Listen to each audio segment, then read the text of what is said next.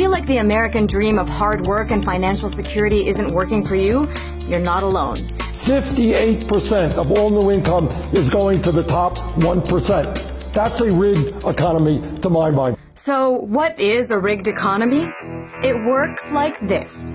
The rich get richer and use their money to influence politicians who then make policies that keep the wealth flowing to the top. Get this, the top 0.1% of Americans own almost as much wealth as the entire bottom 90%. And they can afford to make sure the system keeps the money flowing one way, up.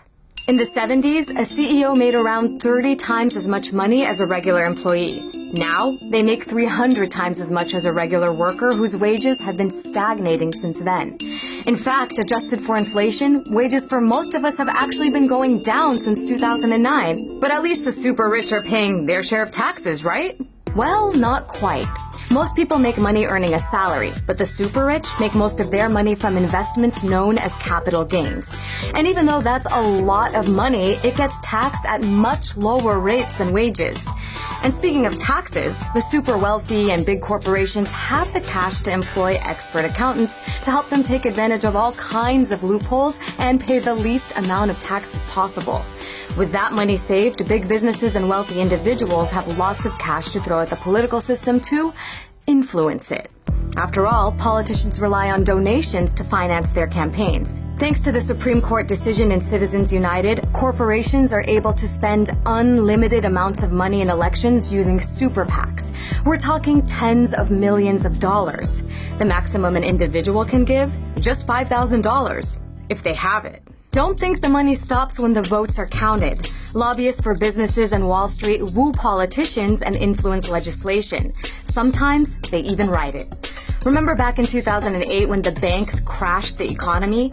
Congress wrote something called the Dodd-Frank Act to regulate banks and make sure they couldn't do that again.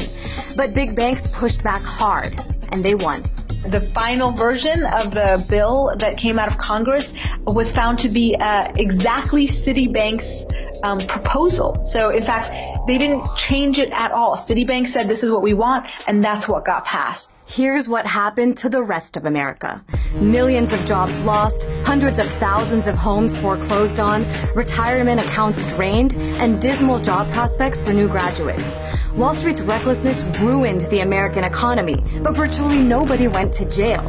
In fact, the government bailed out many of the big banks using trillions of dollars of our tax money. Despite increasing profits, Wall Street is still subsidized by taxpayers. It's not surprising considering the revolving door between Washington and Wall Street. You have former Wall Street folks working in the government to regulate banks, and you've got government workers moving on to lucrative Wall Street jobs. So if the economy is rigged in a way where money and politics ultimately serve the super rich, then who's looking out for the average American?